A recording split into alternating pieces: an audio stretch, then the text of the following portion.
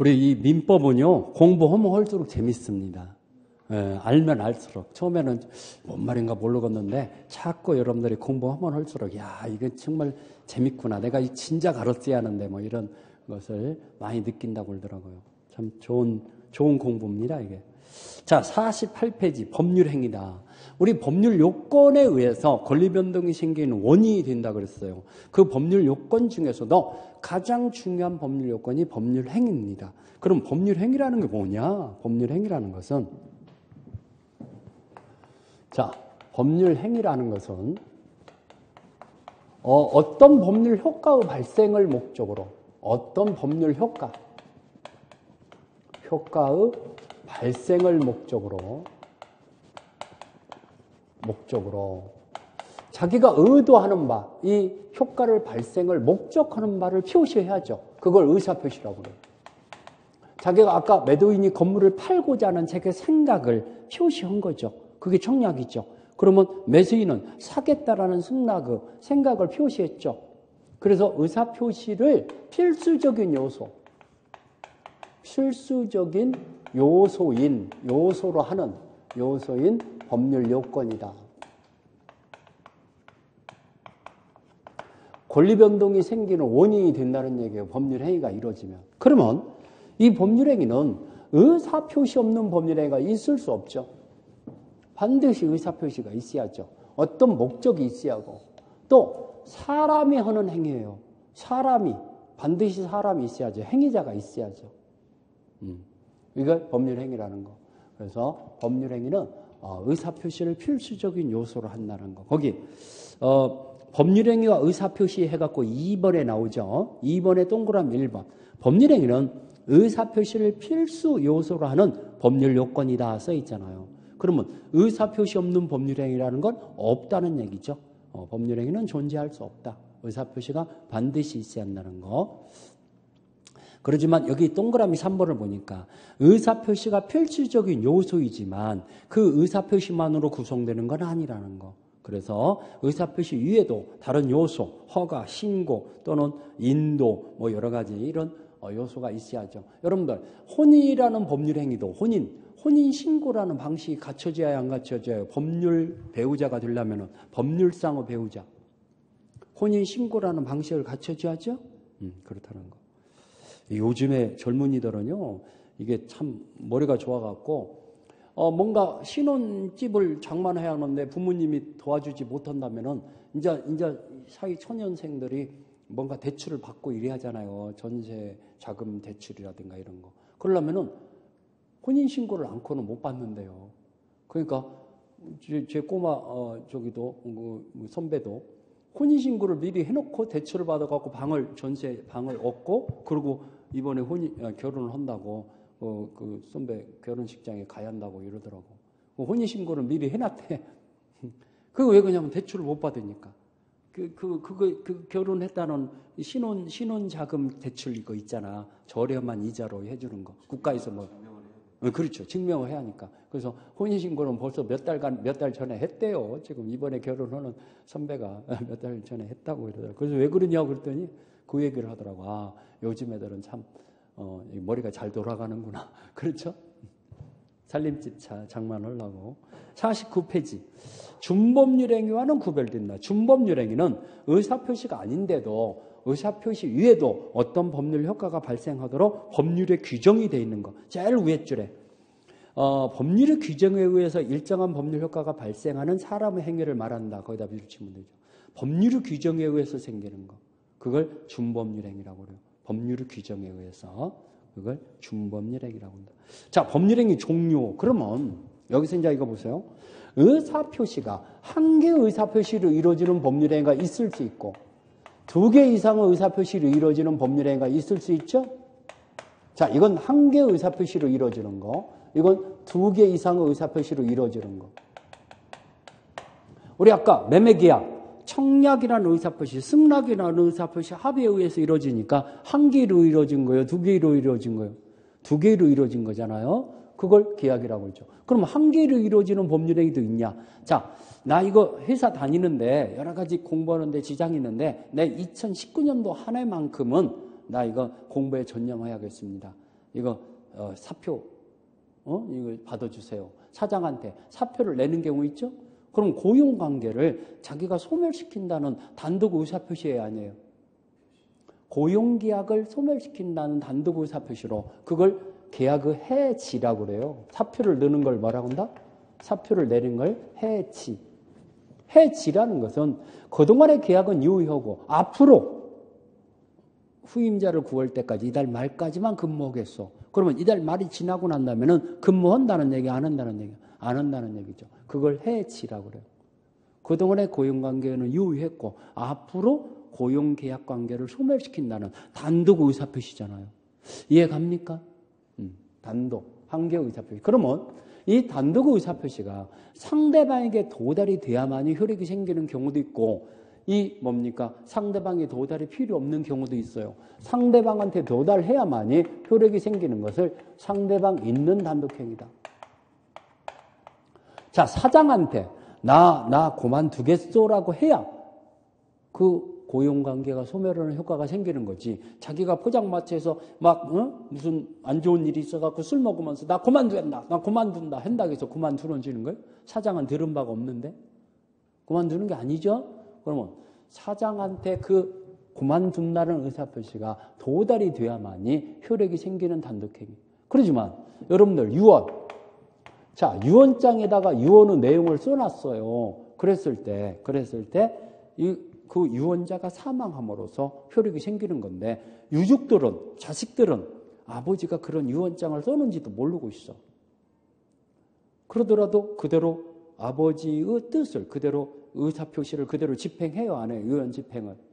그대로 하잖아요. 하죠? 그걸 상대방 없는 단독행위다. 근데 이런 질문을 많이 받아요, 제가 살면서. 이거 보세요. 아까 우리 얘기했죠? 오빠와 여동생이에요. 오빠와 여동생인데 모든 재산을 다 아들에게만 준다라고 유언장을 써놨습니다. 그러면 여동생은 받을 것이 하나도 없습니까? 이걸 물어보는 분들이 많아요. 유언장을 아들한테만, 전 재산을 다 아들한테만 준다겠어. 그러면 그런 얘기가 없었을 때는, 그런 유언장이 없었을 때는 2분의 1을 청구할 수 있다고 그랬잖아, 아까. 오빠하고 여동생 둘이라 한다면은. 그러면 그렇게 다 오빠한테 준다라고 아버지가 분명히 유언장에다가 명시해놨는데, 그래도 청구할 수 있습니까? 라고 물어보는 경우가 많아요. 청구할 수 있냐, 없냐? 할 수 있습니다. 오케이. 2분의 1까지 받을 수 있어요. 2분의 1까지. 그러면 그 유언장은 의미가 없네요. 예. 그걸 여동생이 그렇게 아버지의 취지를 인정해서 나 재산 포기하겠어, 안 받겠어 라고 한다면은 그 유언은 효력이 생기지만은 여동생이 나도 받아야지 안 되겠어. 이런다면 여동생도 청구할 수 있어요. 그걸 유류분권이라고.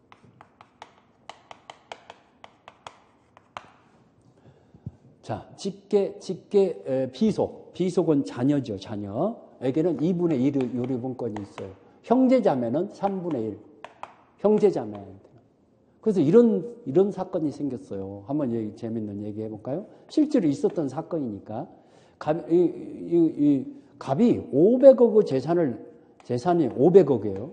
500억의 재산, 500억 이상의 재산을 남겨놓고 갑이 사망했어요.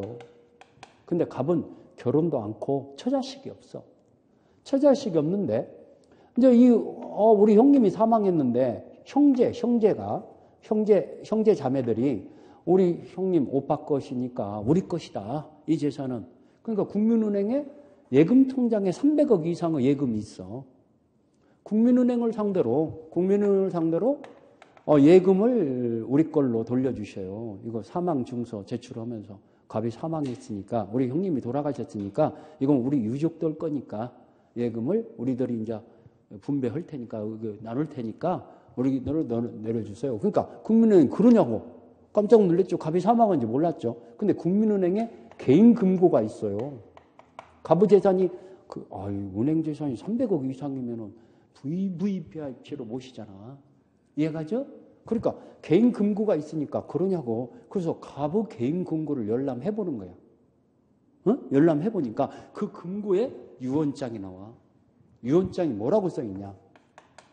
모든 전 재산을 연세대학교에 기증한다. 이렇게 나와요. 실제 있었던 얘기예요. 연대에 기증한다. 연대 출신인가 봐, 아마. 연세대학교에 다 기증한다. 이렇게 그 유언장을 써놨어요. 써놓으니까 연세대학교도 모르고 있었어. 모르고 있지. 당연하게 연세대학교 얘기 안 했으면 모르잖아. 둘이 싸우고 있는데 이 형제자매와 이 국민은행과 싸우고 있는데 이거 우리 거네? 이 500억 이상 재산 우리 재단 것이네? 그러면서 연세대학교가 소송에 제3자의 개입이 들어가요. 개입이 들어가니까 국민은행은 빠져버리죠. 왜? 숭숭하는 대로 이쪽으로 줘라면 이쪽으로 주고 이쪽으로 줘라면 이쪽으로 주고 법원에서 판결 나오는 대로 주면 될 거 아니에요. 국민은행은. 아무 저기가 없으니까. 그러니까 근데 재밌는 것은 이 유언장이 자필로 썼어요. 이 사람은 필적으로 쓰는 걸 자필이라고 해요. 자필증서 유언이라고 그래요. 자필로 작성하고 작성 연월일, 성명, 이름, 날인까지 해야 하거든. 날인. 그러니까 이름 쓰고 사인을 하든가 도장을 찍든가 해야 하거든. 우리가 이름만 써갖고는 날인과는 틀리거든. 오케이? 근데 이게 빠져버렸어. 이게 빠져버렸어. 재밌어. 갑이 자기 필적으로 자세히 그 내용을 써놨고 서명까지 했는데 이걸 안 해놨어. 그러니까 유족들이 뭐냐. 유언이라는 것은 요식행위다. 요식행위라는 거 어떤 방식이 있어야만이 성립되는 법률행위를 요식행위라고 그래요. 요식행위인데 이게 빠졌으니까 방식이 안 갖춰졌으니까 이건 무효다. 이 유언의 내용은 무효다라고 형제자매가 주장을 해요. 근데 연세대학교는 말도 안 되지 않냐. 유언장 이것이 빠졌더라도 그 내용이 분명하고 이 자필이라는 걸 부정할 사람이 없어. 갑의 필적이야. 그 개인 근거 속에서 나온 거지 않냐. 그러니까 이건 그대로 집행해야 한다라고 줘요. 그래서 1심 법원에서 형제자매에게는 유리분권이 3분의 1이 있잖아요. 전 재산을 연세대학교에 기증한다고 유언장을 썼더라도 형제자매가 이 재산을 포기하지 않는 한은 3분의 1은 형제자매 거예요. 아까 얘기했듯이. 알겠죠? 형제자매 거니까 이 형제자매에게 3분의 1을 주고 나머지 3분의 2는 연세대학교 것이다라고 1심에 그렇게 판결을 내렸어. 이것이 있기 때문에 그래요. 이게 있기 때문에 그렇게 판결을 내렸는데 이 형제자매가 고등법원에 항소했죠. 항소하니까 고등법원에서는 이 유언장은 방식이 결정이 됐기 때문에 무효다. 무효. 이건 무효다. 효력이 안 생긴다 이겁니다. 무효라는 얘기는. 유언은 효력이 안 생기는 거야. 그러면 전 재산은 형제자매에게 있다. 왜? 처자식이 없으니까. 처자식이 있으면 그게 1순위인데 처자식이 없을 때는 직계 존속이라고 그래요. 아버지 어머니가 있어야. 아버지 어머니도 없어. 그러면 3순위로 형제자매로 가는 거야. 무슨 얘기인가 알죠? 그러니까 전 재산이 형제자매 것이다 이렇게 판결을 내린 거야. 그러니까 연세대학교가 신경질 나잖아. 고등법원에서 대법원으로 올렸어요. 그래서 1심에서 여러분들 1심에서 2심으로 올리는 거 이걸 항소라고 그래요. 그 다음에 2심에서 3심으로 올리는 거 대법원으로 올리는 거 이걸 상고라고 그래요. 그래서 이걸 합쳐서 상소제도다 그러죠. 상소제도. 명칭을 상고라고 그래요. 상고. 대법원으로 올리는 거. 알겠죠? 그럼 대법원에서 이제 판결을 내렸는데 이거 역시 무효다. 자, 이거 날인이 빠졌으니까 무효다. 방식이 결했기 때문에 무효다. 그게 연세대학교가요. 이거 말도 안 되네 이거. 그러니까 헌법 소원을 걸었어요. 헌법재판소에 이 민법의 방식을 같이 한다는 자필증서 유언의 내용은 자기결정의 자유, 양심의 자유에 어긋나는 헌법에 배치되는 거다. 그렇기 때문에 이건 문제가 있다. 헌법재판소에서 판결해 주세요. 그러니까 헌법재판소에서 판결이 나왔어. 이 민법에 이렇게 유언의 방식을 갖추도록 해놓은 것은 이것은 중요한 행위이기 때문에 그냥 말로만 갖고는 안 되고 어떤 요식이 갖춰져야만이 성립하도록 중요한 거기 때문에 그렇게 규정을 한 것은 헌법에 위반되는 게 아니다. 합헌 결정을 내린 거야. 그러다 보니까 연세대학교가 폐쇄했어요. 한 푼도 못 가져가게 됐죠. 유족들이 다 가져갔죠. 500억 이상 재산. 재밌죠? 그래서 아까 얘기했듯이 오빠한테 전 재산을 다 준다고 했더라도 여동생이 포기하지 않는다면 찾을 수 있다는 거. 2분의 1까지. 그걸 질문을 많이 해요. 저한테. 알겠습니까? 그래서 민법을 잘 알으면 재밌어요. 오빠한테 내가 큰 소리 치야겠구나. 이렇게. 알겠죠? 그래서 제가 볼 때는 요즘에 나눠줄 건 나눠줘야요. 또 이런 재미가 있었어요. 이런 경우. 친정 부모님이 아버지가 돌아가시기 전에 딸한테 아예 그냥 그런 오빠 이게 저기하고 싸움 붙는 거 이런 걸 말리기 위해서 상속재산을 10억 원을 줬어. 너한테 10억 원 준다. 그러고 이제 다 이렇게. 그러니까 그 저기도 다 그렇게 수긍하고 아버지로부터 상속재산을 받아갖고 쓸 데가 없으니까 이제 조그마한 상가 건물을 사놓은 거야. 상가 건물을 사놨는데 그게 10년이 넘었어. 아버지는 돌아가시고 10년이 넘었는데 이제 이혼하게 됐네. 이혼하게 됐는데 저기 남편하고 재산 분할이 생기잖아. 이혼하게 되면은 그러면 자기의 고유 재산은 분할 대상이 아니에요. 부부간에 같이 형성된 재산만 2분의 1씩 분할의 대상이 되는 거야. 오케이? 그러니까 남편은 회사 생활을 하면서 월급을 꼬박꼬박 주었고 그것 갖고 전업주부, 그 부인은 그 살림살이를 했던 거야. 근데 이제 이혼을 하다 보니까 남편은 재산이 남는 게 없어. 부인은 그 10년 전에 10억 원을 상속받은 그 재산이 지금 현 시가가 상가 건물이 50억짜리가 된 거야. 50억짜리. 그러니까 남편이 나도 좀 재산 나누지 할 거 아니냐. 당신 다 그렇게 당신 아버지로부터 상속받은 재산이라고 한 푼도 안 주냐 해갖고 이 부부재산 분할 청구 소송을 제기하는 거야. 제기하는데 사실은 그게 지금 친정 부모님으로부터 상속받은 재산이거든. 재산이니까 하나도 이건 부부간에 형성된 재산이 아니야. 그러니까 안 나눠줘도 되는 거잖아. 근데 판사가 어떻게 판결을 내렸냐? 남편의 월급으로 먹고 살지 않고 있었으면은 그 재산이 10억 원이 남아있을 수가 없다. 그대로 재산이 남아있으면서 재산을 증식을 했잖아. 지금 50억 원으로. 그것은 남편도 증식 재산에 대해서는 절반의 기여도가 있다고 본다. 남편이 열심히 벌어와갖고 먹고 살았으니까. 이해가죠? 그러니까 10억 원의 상속 재산을 뺀 나머지 40억 원에 대한 증식된 재산은 절반을 남편한테 줘라라고 판결을 내렸어요. 20억. 제가 볼 때는 그 훌륭한 판사지 않냐 이런 생각이 들더라고. 합당한 판결 아니에요? 맞잖아. 남편이 재산이 많으면 그런 소송 제기할 리도 없겠죠. 자기도 뭐 또 없으니까 이제 나눠달라고 이렇게 소송을 제기한 거죠. 근데 그렇게 판결을 내렸다니까. 근데 제가 이렇게 설명했더니 어떤 여성분들은 그거 말도 안 되네요. 그거 나눠줄 거 뭐 있어요. 그런 거 이러면서 너무 욕심이 많으면 안 되는 거죠. 그렇죠? 제가 볼 때는 합리적인 판단이지 않냐. 아무튼 자 이런 상대방 있는 단독행위 없는 단독행위를 지금 소개해드렸어요. 그래서 있는 단독행위는 많죠. 상대방한테 도달해야만이 효력이 생기는 거. 취소, 해체, 해치 뭐 이런 거. 동의 뭐 이런 거. 상계, 면제, 취인 이런 것들이 다 상대방 있는 단독행위. 없는 단독행위는 아까 얘기했던 유언, 유증. 유언장에다가 증여라고 써놓는 걸 유증이라고 그래요. 유증. 그 다음에 재단법인 설립행위. 이런 것들이 상대방 없는 단독행위다. 계약은, 여러분들 계약은 뭐 많잖아요. 근데 15가지. 우리 계약법에 열거되어 있는 전형계약이라는 게 15가지가 있어요.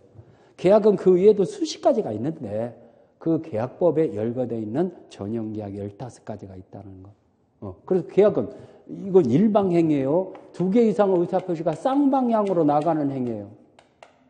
팔겠다, 사겠다. 이 합의에 의해서 이루어지는 거잖아요. 자, 임대차 계약도 임대인은 빌려주겠다, 임차인은 사용료, 차임을 얼마 주겠다라고 빌려 쓰면서 쓰는 대가인 차임을 주겠다라고 합의에 의해서 이루어지잖아요. 그게 바로 쌍방행위라고 그러죠. 그런 것들을 계약이라고 그래요. 오케이? 자, 그러면 우리 책에 볼까요? 단독행위. 한 개 의사표시로 이루어지는데, 거기 그 단독행위에다가 별표 해놓으세요. 49페이지. 49페이지 그 단독행위 제목 있잖아요.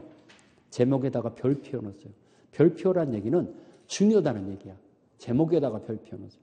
자, 그래서 이 상대방 없는 단독행위는 도달할 필요가 없어요. 상대방이 이 도달이 없어도 효력이 생기는 거. 유증, 유언, 재단법인 설립행위, 소유권 포기 이런 거. 상대방의 도달을 필요 없이 성립과 동시에 효력이 발생한다 써있죠. 그 다음에 뒷장에 넘어가서 상대방 있는 단독행위 50페이지. 취소, 처리, 추인, 해제, 해지, 면제, 상계 이런 것들이 상대방 있는 단독행위. 여러분들 채권자가 채무자가 좀 생활이 어렵다는 걸 알았어. 야, 너 고향 친구인데 너 1,000만 원 나한테 빌려갔는데 너 어렵다고 하니까 그냥 없었던 걸로 하자. 뭘 갚으려고 하냐. 힘드는데 이런 식으로 면제시켜줄 수도 있어요, 없어요? 있죠. 그걸 채권자의 단독행위죠. 그러면 채무자한테 그게 의사표시가 도달이 됨으로써 그 채무는 소멸하는 효과가 생겨요, 안 생겨요? 생기잖아요. 그걸 채무 면제라고 그러죠. 상계라는 게 뭡니까? 서로 쌤하는 거. 우리 퉁치자. 내가 너한테 줄 것 있지 않냐? 이번에 받을 거 생겼으니까 그거 없었던 걸로 하자. 이런 식으로 처리하는 것을 상계 처리라고 그래요. 퉁치자고 하는 거. 알겠죠? 상쇄시킨다는 거. 자, 단독행위 특징이다 해서 자, 이건 일방적인 의사표시만 이루어지는 거니까 법률의 규정에 의해서 한해서 적용된다. 법률의 규정에다가 색칠해 놓았어. 거기 기업번의 첫 번째 줄 법률의 규정이라는 말이 나오죠. 법률의 규정에 의해서만 단독행위가 인정이 돼요. 의무적으로 만들어내지 못해요. 의무적으로 창설하지 못한다. 법률의 규정에 의해서만. 그 다음에 단독행위는 원칙적으로 조건과 기한을 붙일 수 없다. 거기 밑줄 치세요. 조건과 기한을 붙일 수 없는 게 원칙이죠. 혼자 일방적으로 하다 보니까 조건부로 단독행위를 행사할 때 상대방이 다칠 염려가 많아요. 그래서 조건과 기한을 붙이지 못한다는 거. 계약이다 해갖고요. 우리 15가지의 전용 계약이 명시가 되어 있는데 우리 책에도 명시가 되어 있으니까 좀 간단하게만 소개해 드릴게요. 자, 우리 매매, 교환, 증여, 이게 무슨 계약이라는 걸 간단하게 소개해 드릴게요. 임대차, 사용대차, 소비대차. 설명하려고 지금 쓰는 겁니다. 설명해 주려고. 그 다음에 고용, 위임, 임치, 도급, 현상광고. 그 다음에 여행계약이라는 게 하나 있죠. 여행계약.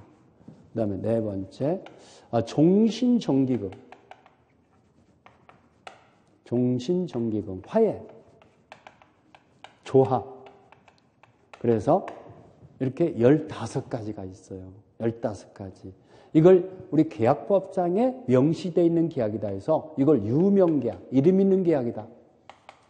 그 외에도 계약은 수십 가지가 있는데 이걸 대표적으로 우리가 국민들이 많이 이용하는 계약만 대표적으로 15가지를 열거해놨죠. 열거해놨어요. 이 중에서 2016년도에 추가된 것이 이거예요. 여행계약. 우리가 여행회사와 계약을 맺잖아요. 뭐 유럽을 갔다 오는데 뭐 어떻게 해서 뭐 7박 8일로 갔다 오는데 어디 뭐 어떤 호텔 어떤 뭐 이렇게 한다 내용을 계약 맺죠. 근데 여행회사들이 지네들 폭리를 취득하려고 5성 호텔이 아니라 무슨 이 여인숙 같은 이런 싸구려 호텔 뭐 아니면은 뭐 이렇게 형편없는 이런 관광이 이루어지는 경우가 많더라 이겁니다. 왜? 당신 뭐 우리 회사 다음에 이용 안 해도 괜찮다 이런 식으로 예를 들어서 그런 식으로 그러다 보니까 여행 그 고객들이 다치는 경우가 많아요. 그래도 뭔가 법률적인 규정이 없다 보니까 당사자 계약 내용으로만 어떻게 하다 보니까 그 고객들이 부당하게 침해를 당하더라도 이 회사한테 어떤 손해배상 책임을 묻는다든가 이런 것이 어렵게 되더라 이겁니다. 이해가시죠? 그래서 규정을 2016년도에 8개 조문으로 여행계약을 규정을 해놨어요. 이런 경우는 손해배상 책임을 져야 한다. 이런 경우는 여행계약을 해지할 수 있다. 뭐 어쩐다. 그 외국에서 해지하려고 그래요. 형편없어. 내용과는 틀려. 그러면 그냥 거기다 당신 계약 해지했으니까 남모르는 데 놓고 와버리면 안 되겠죠. 그러면 외국에서 현지에서 계약을 해지하더라도 귀국까지 해줘야 할 의무는 있다. 뭐 이런 것들을 규정을 해놓은 거죠. 그 가이드도 없이 외국 항복판에 놔두고 나 몰라로 해버리면 깎아볼 거 아닙니까? 그렇죠. 여러 가지가. 요즘에는요, 손짓 발짓으로 다 통한대요. 뭐 영어 안 해도 뭐 외국 다 돌아다니는 지장 없다고 하더라고. 돈이 없어서 못 다니지 언어가 안 통해서 못 다니는 게 아니래요. 다 하다 보면은 다 통하게 된대요. 조금 답답할 것은 있겠죠. 아무튼. 자, 이거 보세요. 이제 이 세 가지는요, 재산권을 이전한 형식의 계약이라고 그래요. 매매계약. 자, 매매계약은 대금 지급을, 그 재산권을, 매도인의 재산권을 이전받으면서 반드시 대가를 금전으로 주는 거. 금전이 아니면 매매가 아니죠. 응? 금전. 이런 식으로 문제가 나왔어요. 여러분들 기출 문제. 내가 아파트를 너한테 줄 테니까 아파트 소유권을 이전하기로 약정했어요. 주식을 받기로 했어. 그렇죠. 매매계약이 아니죠. 주식은 금전이 아니잖아요. 교환이라고 그래요. 교환계약이지 매매계약이다 이러면 틀려버려요. 오케이? 교환계약은 재산권을 넘겨주는 대신 금전 이후 재산권으로 받기로 하는 거. 금전 이후로 받기로 하는 거. 내가 아파트 줄 테니까 네 토지를 나한테 넘겨라. 이럴 수도 있고. 또 아니면 아까 같이 주식을 넘겨라. 아니면 네 채권을 나한테 넘겨라. 이럴 수도 있잖아요. 그런 것들을 교환계약이라고. 증여는 공짜로 주는 거죠. 공짜로. 그러니까 공짜로 주는 거니까 공짜로 받는 사람은 세금을 많이 내야 하겠죠. 재산을 증식해서. 그래서 증액세가 30% 정도 나오잖아요.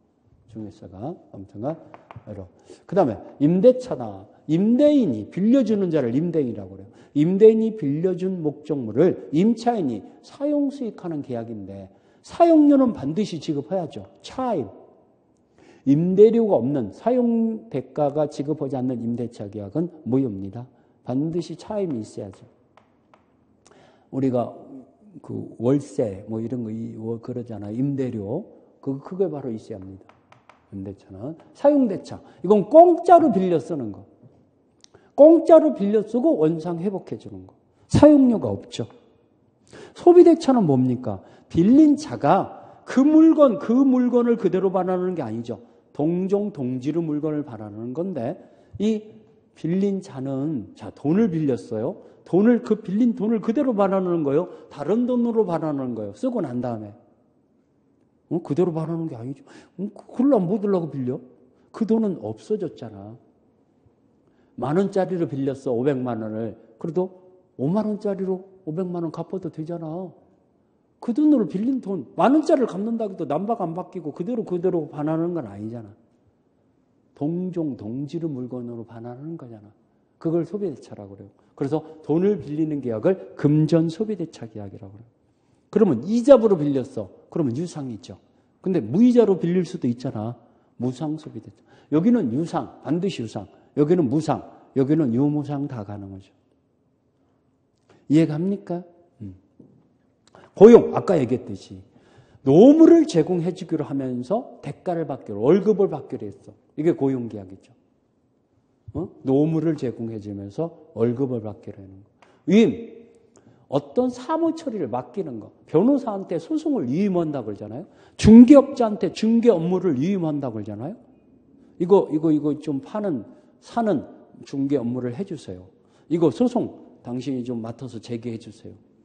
이런 걸 위임이라고 그래요. 그러면 위임은 유상으로도 할 수 있고 무상으로도 할 수 있죠. 우리가 공짜로 별로 맡아주는 경우도 있어요, 없어요? 중개 업무를 하는데 그냥 좀 형편이 어려워. 그러니까 중개 수수료 안 받고 그냥 해주기로 할 수도 있어요, 없어요? 있잖아요. 있죠. 임치. 어떤 물건을 맡겨놓는 거, 물건이나 금전을 맡겨놓은 거.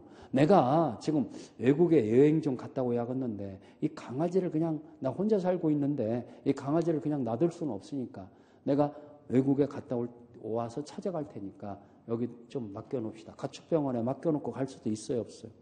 그래서 요즘에는 강아지 호텔이 다 생기고 난리더라고. 참 저희가 다 그렇죠? 아무튼 그걸 뭐라고 한다? 임치기야. 그러면 이건 유상으로도 할 수 있고 공짜로 맡아준다고 친구가 나한테 맡겨. 내가 강아지 좋아하는 친구가 내가 맡아줄 테니까 나한테 맡겨. 우리 집에 놔두고 가. 이렇게 할 수도 있잖아. 그러면 그런 가축병원이나 이런 데서 할 때는 유상이지만 친구가 그냥 공짜로 맡아준다면 무상이잖아. 유무상 다 가는 거죠. 이해가죠? 도급. 어떤 일을 완성시키는 걸 도급이라고 그래요. 자, 이 부분을 좀 고쳐주세요. 도급계약이라고 그러죠. 이 건물을 좀 지어주세요. 건축업자와 건축 도급계약이라고 그러죠. 이 도배지를 좀 다 바꿔주세요. 그러면 그 도배업 하는 도배사라고 그러죠. 하는 사람과 계약을 맺어야 안 맺어요? 맺잖아요. 그래서 요즘에는요, 그런 타이로 이렇게 발라주고 도배 이렇게 해주고 이런 사람들이 많지가 않대요. 많지가 않다 보니까 건축업 하는 데서 일당이 근 50만 원 받는데. 네, 네. 아, 나 깜짝 놀랐어. 일당이 50만 원이면 저도 그 기술 배워갖고 그거 하고 싶어.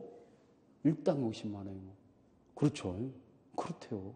타일이, 그러니까 건축을 하면 타일 작업 빨리 끝나잖아요. 네, 그래서 비싸다. 네.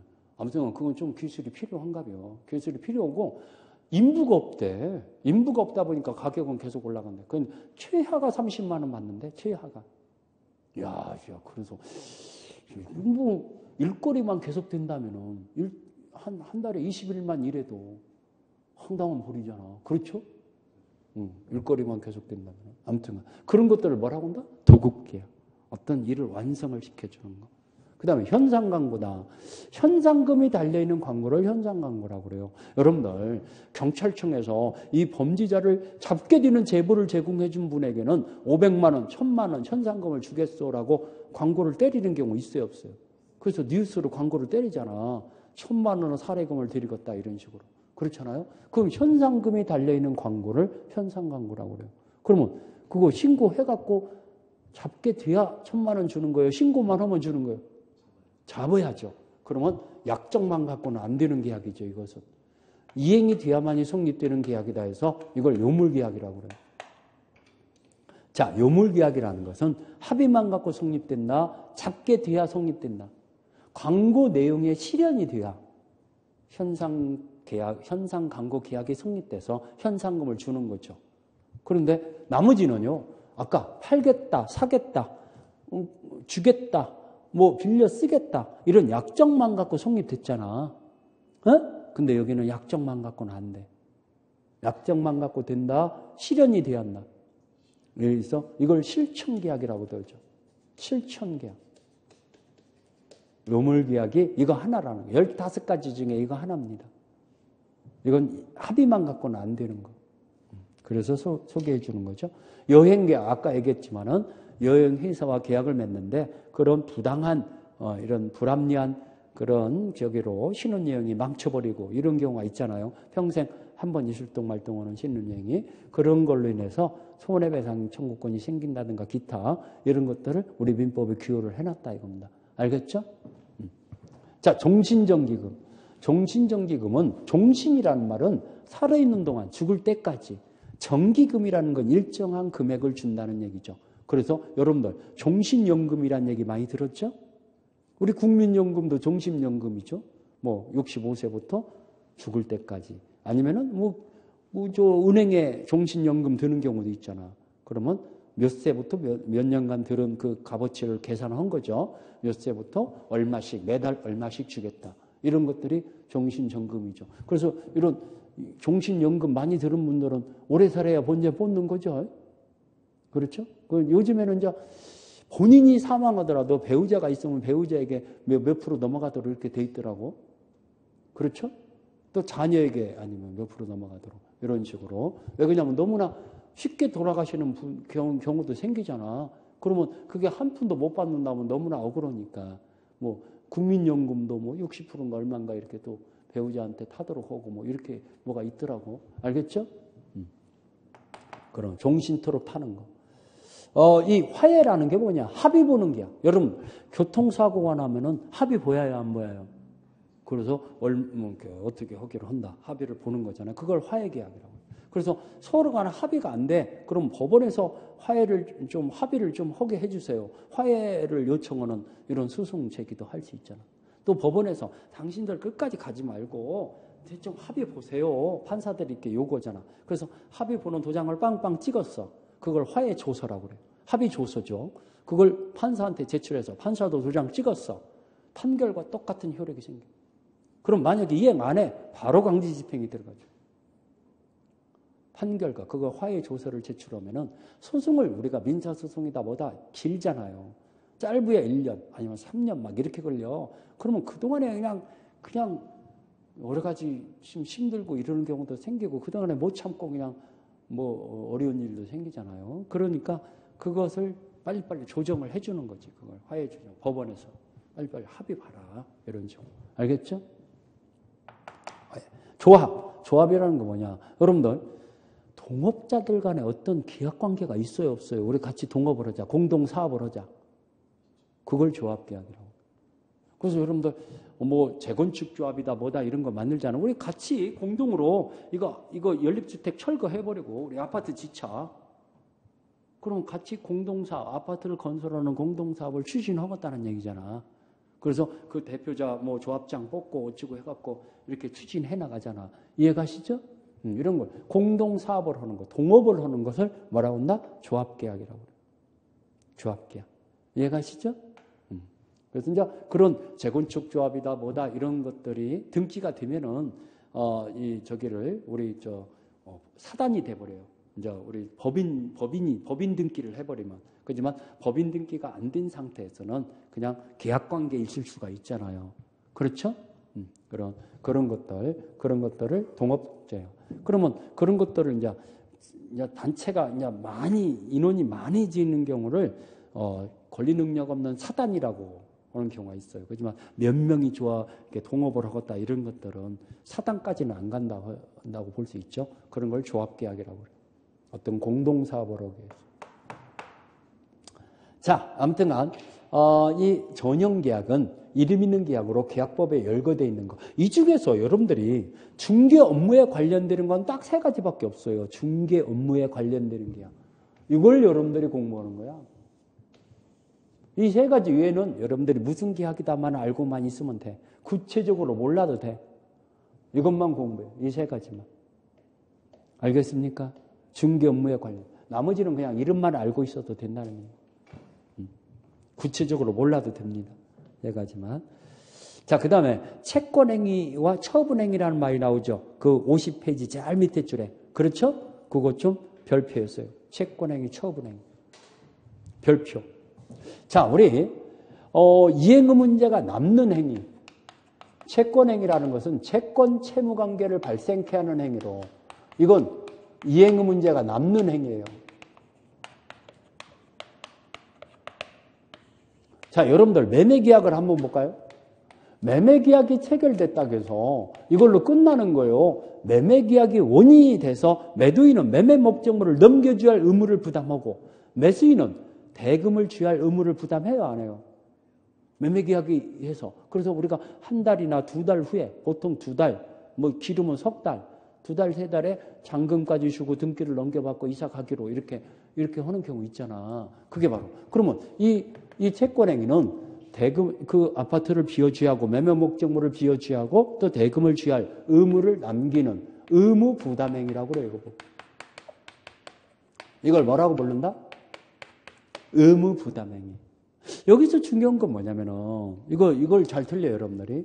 이 채권행위는 의무를 남기는 행위라고 그랬어. 그러면 이행시까지, 이행되는 약정까지 그 이행만 해줄 수 있으면 아무 문제가 없는 거니까 매매계약을 맺을 당시에는 매도인 소유물이 아니어도 된다는 거.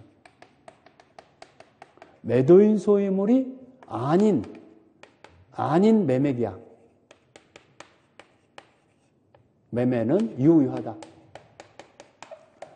타인 소유물의 매매. 타인 소유물. 매도인 소유물이 아니에요. 그래도 이 매매계약은 어떻게 된다? 유효하다. 그럼 매도인이 이행을 해준다는 날짜까지 지금 2달 후에 그 아파트를 넘겨줘요. 근데 지금은 자기 것이 아니야. 근데 2달 후에는 자기 것으로 확보해서 넘겨줄 수 있으면 아무 문제 없죠.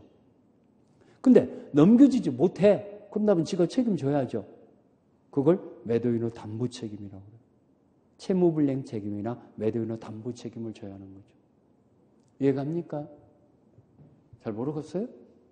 자, 이걸 처음에 공부하는 분들은 세상에 남의 것도 매매계약을 할 수 있습니까? 예, 계약은 할 수 있어. 그렇지만 남의 것일 때는 지 것으로 소유권을 확보하지 않고는 소유권을 넘겨주지 못하죠. 그렇지만 매매계약은 할 수 있어. 한번 볼까요? 이런 얘기 한번 해볼까요? 이 아파트를 예를 들어서 자, 이 을이 전세금으로 살다가 뭐 대출까지 받고 모든 뭐 통장 다 털어갖고 6억 원으로 이 매매계약을 샀어요. 그래서 1월 31일 날 이행을 받기로 했어요. 근데 연말에 지금 12월 10일 날 계약을 맺었는데 뜻하지 않게 연말에 저 부산으로 전출이 됐네. 내년에는 부산에서 지금 근무해요. 이게 지금 짧게 1년간 전출이 되는 게 아니야. 한 번 가면은 최하가 5년이야 그냥.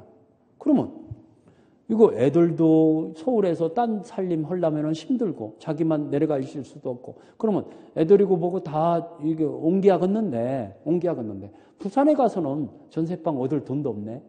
대출금은 대출금대로 끼어있고 그러니까 자기가 사연도 못 오는 물론 전세를 놔놓고 이렇게 갈 수도 있겠지만은 아무튼 그러니까 자기가 여러 가지 어려운 점이 생겼어. 근데 병이라는 친구가 그걸 알고 있어. 그러니까 병이 내가 그러면 이거 조금 6억 이상 지금 나가 한 6억 5천 받을 수 있어. 조금 올랐어. 그냥 6억 원을 해준다면은 내가 이거 살게. 내가 나머지 잔금 너한테 주면 될 거 아니냐. 그러니까 그래? 그러면 그 2월 예를 들어서 2월 말까지 넘겨주기로 했어. 그러면 1월 30일 날 을이 지금 매매계약은 12월 20일 날 맺어. 12월 20일 날 매매계약을 맺을 당시에는 지금 을 거예요? 을 것 아니에요?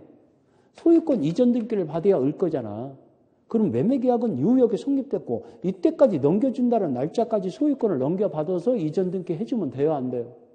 되잖아. 만약에 못 넘겨준다면 병은 을한테 책임을 물어야겠고. 이해가시죠?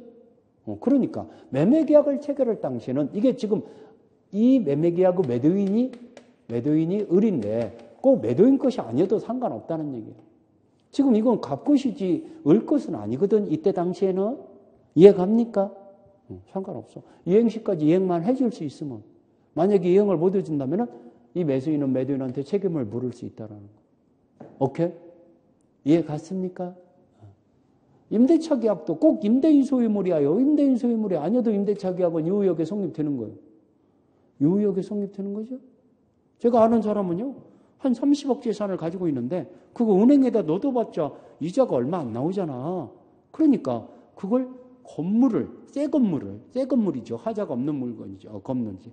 새 건물을 이제 저당권 설정이 안 된 건물이죠. 3계층을 전세로 설정해버리더라고. 이런 상가 건물을 전세로 설정해갖고 전세권 설정 등기를 하는 거지. 30억에 대한 설정. 그 건물은 한 100억짜리 건물인데 3계층을 그렇게 해갖고 그걸 칸막이 이제 전철역 근방이니까 칸막이를 잘 해갖고 사무실용으로 빌려주고 뭐 좀 모으면 원룸으로 만들어버린다든가. 알겠죠? 그래서 임대료를 각 사무실마다 칸칸이 얼마씩 받다 보니까 그 30억에 대한 이자의 몇 배가 떨어진대요. 그 임대사업 그걸 해갖고 몇 백만 원씩 받아갖고 먹고 살더라니까. 응? 아니 그건 이제 전세를 놓은 것을 다시 임대한 거죠. 그러면 이 사람이 임대인이야. 월세처럼. 보증금 얼마 받고 보증금 2천 받고 월세 50만 원 뭐 이런 식으로 내주는 거죠. 칸칸마다. 알겠죠? 그런 식으로 사업으로는 그 굉장히 좋은 거지. 돈이 있으면은. 이해가죠? 그 건물을 살 돈은 안 되고 그런 식으로 몇 개쯤 확실하게 빌려갖고 자기는 전세권으로 들어간 거죠. 그러지만 자기 마음대로 설정자 건물 주인은 승낙도 필요 없어. 자기 마음대로 임대차 할 수 있어. 전전세도 할 수 있고. 전전세 하려면 전전세권 등기가 돼야 하거든. 그렇지만 임대차는 그냥 등기 없이 빌려줄 수 있는 게 임대차지. 오케이? 자, 아무튼간 이런 채권행위는 매매계약이나 임대차 계약 이런 것들을 얘기하는 건데 매매, 임대차, 증여 이런 것들을 얘기하는데 이 계약을 맺었다고 해서 그걸로 끝난다. 이행의 문제가 생긴다. 이행의 문제가 생기는 행위이기 때문에 이걸 뭐라고 부른다? 의무를 남기는 행위다 해서 의무부담행위. 이것도 볼까요? 자, 매매계약에 어떤 의무를 남기는가? 매도인은 재산권을 매매 목적물을 넘겨줄 의무를 지죠. 매수인은 대금을 주의할 의무를 지죠. 그러면 쌍방이 의무를 지고 있죠? 이걸 쌍무계약이라고 하죠. 쌍방이 의무를 지고 있다 해서 뭐라고 한다? 쌍무계약. 그럼 임대차도 볼까요? 임대인은 임차인한테 그 목적물을 사용해 줄 의무가 있어요, 없어요? 계약에 의해서. 2년 계약 맺었으면 2년 동안 사용하게 해줄 의무가 있죠? 또 임차인은 사용대가인 차임을 줘야 할 의무가 있어요, 없어요? 매달 얼마씩 차임을 주기로 했으면은. 그러면 쌍방이 의무를 지고 있죠? 이걸 뭐라고 한다? 쌍목이요. 그럼 선생님 편목계약도 있습니까? 증여. 증여했어요. 내가 준다고 했어. 그러면 주는 사람은 줘야 할 의무가 있지만은 받는 사람은 어떤 대가의 지급이 없잖아. 그러면 일방만이 의무를 지고 있다고 해서 그걸 뭐라고 부른다? 편목계약. 이게 바로 편목계약이죠. 일방만이 의무지고 있어. 그렇지만 이런 유상계약은 쌍목계약이죠. 이해 갔죠? 어려운 얘기가 아니죠? 자, 그 다음에 처분행위라는 게 뭐냐? 처분행위. 자, 처분행위라는 말 설명합시다. 처분행위라는 것은 이행의문제가 남지 않는 행위를 얘기하는 거예요. 이행의문제가 남지 않는 거죠. 여기는 이행의문제가 남는다고 했어. 그래서 의무부담행위라고 그래요. 의무를 남기는 행위예요. 그렇지만 여기는 이행의문제가 남지 않아요. 그래서 처분행위라고 그래요. 그러면 이 처분행위는 이행의문제가 남지 않기 때문에 잘 들어요. 처분 권한이 있어야지. 처분 권한 없는 자의 행위는 여기 같이 타인의 권리를 팔아먹는 행위는 이 매매계약은 유의하지만 소유권은 지가 확보해서 넘겨줘야 해요. 지 것이 아니면서 소유권 넘겨줄 수 있는 거예요. 확보해서 넘겨줘야죠. 그러면 소유권을 넘기는 행위는 이걸 처분행위라고 하는데 이건 권한이 없는 자의 행위는 무효죠. 그래서 갑이라는 사람의 이 아파트를 을이 불법으로 자기 앞으로 서류를 유지해서 등기했다고 가정해 봅시다. 그러면 이거 무효죠. 이거 을 거예요? 을 것 아니에요? 을 것 아니죠. 갑 것이죠. 근데 을이 지 것인 양 팔아먹었어. 그래도 이 병은 등기를 넘겨받았을 때 소유권을 넘겨받을 수 있어요? 못 받아요? 소유권 취득해요? 못해요? 왜? 소유권자가 아니고 소유권을 넘길 수가 없기 때문에. 진정한 소유권자만이 넘길 수 있으니까. 부동산은 이게 인정이 안 되죠. 부동산은. 동산은 아까 카메라 얘기했죠? 지 것이 아니면서 팔아먹었을 때 그걸 모르고 산 사람은 취득한다고 그랬죠? 그건 동산만. 부동산은 등기가 을 앞으로 돼 있는 것을 믿고 샀어. 이 사람은 선의야. 뭘 모르는 걸 선의라고 그래요? 믿고 샀더라도 취득한다 못한다? 못한다. 그러면 이게 무효야. 무효이기 때문에 갑은 언제든지 말소 등기 청구, 이전 등기 청구할 수 있죠. 그럼 병은 정식으로 샀더라도 소유권 취득 못 하다 보니까 을한테 손해배상을 청구해야지. 갑한테는 나 이거 못 넘겨줘. 대금 줄 때까지는 못 넘겨줘. 라고 거절 못 하죠. 갑은 아무런 책임 없는 거니까. 이해가죠? 자, 그러면 이런 물건이, 소유권이라는 물건을 발생케 하는 행위를 물권행위라고 그래요. 물권 변동이 생기게 하는 행위. 그럼 물권 변동이 생기게 하려면은 물권자만이 그런 행위가 유의하게 되지 물권자가 아닌 소유권자가 아닌 자가 소유권을 넘겨주는 행위는 할 수 없다는 얘기죠. 이해 갔죠? 매매계약은 매도인 소유물이 아니어도 가능해. 그렇지만 소유권 이전 등기를 해주려면은 소유권자만이 해줄 수 있어요. 소유권자가 아니어도 해줄 수 있어요. 소유권자만이 해줄 수 있잖아요. 오케이? 그걸 말하는 거예요. 그걸 물권행위라고 그래요. 그러면 물권이 아닌데도 이행의 문제가 남지 않는 행위가 있어요. 이걸 준물권행위라고 그래요. 아까 채무 면제. 여러분들 이거 보세요. 채권자가 당신 너 돈 안 갚아도 괜찮다. 어려운데 뭘 그러냐. 그냥 없었던 걸 하자. 이렇게 하는 것은 채무가 소멸하는 효과가 생기는데 아무나 그러는 거예요. 채권자만이 그렇게 할 수 있는 거예요. 채권자만. 더 이상 이행의 문제가 남지 않잖아요. 채권자만이 할 수 있잖아요. 채권자가 아닌 자가 너 그거 안 갚아도 돼? 그거 면제시켜주마 내가. 그런다고 해서 면제가 되는 게 아니잖아요. 이해가죠? 이런 거. 채무 면제나 채권 양도. 채권을 넘기는 거. 그 다음에 우리 이 뭡니까? 우리 무채지상권 양도. 무채지상권이 뭡니까? 우리 특허권, 저작권 이런 것들. 여러분들 특허권도 재산권이에요, 아니에요? 특허 뭐 수십억, 수백억 하는 특허 많잖아요. 엄청난 특허. 그렇죠? 뭐 애플하고 삼성전자하고 특허 싸움 해갖고 뭐 수천억, 수조억 원 뭐 손해배상 청구 소송을 제기하고 난리잖아. 이해가죠? 그러듯이 엄청난 재산권인데 그런 특허권을 양도할 때 특허권자만이 하는 거예요? 아무나 하는 거예요? 특허권자만이 양도할 수 있는 거잖아요. 이해가시죠? 그런 것들을 얘기해요. 그래서 이런 채권행위와 처분행위가 시험 문제가 곧잘 나옵니다. 곧잘 나오기 때문에 별표란 얘기인데 51페이지 채권행위, 채권 채무관계를 발생케 하는 행위로 이행 문제를 남는 점에서 처분행위와는 구별된다. 그 다음에 처분행위, 물권행위와 준물권행위.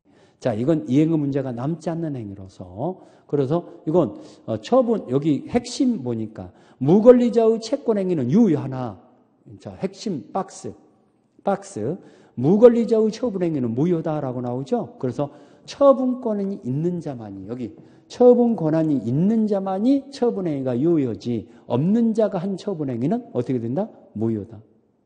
이해 갔습니까? 자, 요식행위, 불요식행위 어떤 방식이 있어야 하는 거 이제 거기는 손 안 대도 돼요. 그렇게 중요한 게 아니니까. 지금 여기까지만 손 대세요. 요식행위, 대부분은 불요식행위예요. 그렇지만 방식이 같이야 성립하는 아까 우리 예를 들었던 유언이라든가 법인 설립행위라든가 이런 것들이 방식이 갖춰져야죠. 혼인 신고, 혼인 이런 방식이 있어야요, 없어야요? 있어야죠.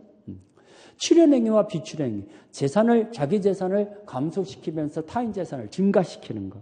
이걸 출연행위라고 그래요. 자, 매매. 자, 여러분들 50억짜리 부동산을 팔았어. 그럼 매도인은 재산이 줄어들어야 안 줄어들어요? 팔았으니까 이제 재산세가 감소되죠? 매수인은 재산이 늘어났으니까 재산세가 더 많이 나오겠죠? 그렇지만 그냥 공짜로 그렇게 50억짜리 재산이 감소되고 증가되고 했어요. 50억 대가를 받았어요. 대가를 받았죠. 출연행위 중 유상행위라고 그래요. 근데 50억짜리 재산을 증여했어. 그러면 증여자의 재산은 감소됐지만 수증자의 재산은 증가됐는데 대가의 지급이 있었어요? 없었어요? 없었죠. 출연행위 중 무상행위라고 해요. 유무상행위가 있다는 거. 비출연행위는 뭐냐? 자기 재산은 감소되지만 타인 재산은 증가가 없는 행위라든가 아니면 타인 재산도 자기 재산도 증감이 없는 거, 증가 감소가 없는 거. 별로 중요하지 않으니까요. 가볍게 보세요. 뒷장에 넘어서 독립행위, 보조행위. 어떤 행위만 갖고도 독자적으로 법률 효과가 생기는 걸 독립행위라고 하고 다른 행위를 완전하고 유효하도록 보충시켜주는 행위를 보조행위라고 하죠. 주진행위와 종든행위다. 우리 예를 들어서 여러분들 돈을 빌리는 계약이 이 주딘 계약이라고 한다면은 빌려준 것을 담보하기 위해서 저당권 설정을 받는 경우가 있어요, 없어요? 그럼 돈을 빌려주는 채권, 금전 소비대차 계약이 주딘 법률행위라고 하고 저당권 설정 계약을 종딘 법률행위라고 해요. 종딘행위. 알겠죠? 그런 것들. 자, 그 다음에 생전행위와 사후행위. 살아있는 동안에 효력이 생기는 걸 생전행위. 돌아가셔야만이 효력이 생기는 거. 아까 유언은 돌아가셔야만이 효력이 생기는 거죠? 이런 것들이 사후행위라고 하죠. 자, 우리 이런 식으로 시험 문제가 엮어지는 것이다. 그래서 그 밑에 대표 예제 문제 하나 있잖아요. 단독행위가 아닌 거. 합의해제는 매도인도 매수인도 안 팔겠다 안 사겠다 합의하자. 합의하에 없었던 걸로 하자라고 하는 게 합의해제다 보니까 한 개 의사표시예요. 2개 이상의 의사표시가 합의가 된 거예요. 그렇죠. 그러면 기약이죠. 이건 단독행위가 아니죠. 한 개 의사표시로 이루어지는 게 단독행위라고 그랬잖아요. 이건 기약입니다. 처리 계약이죠. 단독행위죠. 취소, 단독행위. 동의, 상대방이 있는 단독행위. 추인, 상대방이 있는 단독행위. 다 단독행위인데 1번만 계약이죠. 그렇죠? 그냥 해제라고 나오면 그것도 단독행위예요. 근데 합의해제라고 나왔으니까. 합의해제니까 안 팔겠다 안 사겠다가 서로가 합의가 됐다는 얘기예요. 그러면 2개의 의사표시가 합의가 돼서 이루어지는 거니까 이건 단독행위다, 계약이다. 계약이다. 이해 갔죠? 자, 우리 조금 쉬었다가 법률행위 종류를 지금 우리가 살펴봤는데 법률행위 요건을 조금 쉬었다가 살펴볼 겁니다. 법률행위 종류는 특히 별표한 것이 뭐라고 그랬어요? 단독행위. 이게 중요하다고 그랬어요. 상대방 있는 거, 상대방 없는 거. 그 다음에 이제 이 두 번째 별표했어요. 이행의 문제가 남는 행위를 채권행위라고 하고 채권행위는 매매계약이나 임대차계약을 얘기하는데 이건 처분 권한이 없는 자의 채권행위도 유효하다. 무권리자의 채권행위도 유효하다. 그러지만 처분행위는 이행의 문제가 남지 않는 행위로서 이건 권리자만이 유효하게 할 수 있지. 무권리자가 한 처분행위는 무효다. 처분 권한이 없는 자가 한 처분행위는 무효다. 그러면 처분행위가 뭐가 있냐? 물권행위와 준물권행위가 있다. 이해갑니까? 이렇게 두 가지가 시험 문제가 잘 나온다. 자, 조금 쉬었다가 53페이지를 또 정리해 나갑시다. 좀 쉽시다.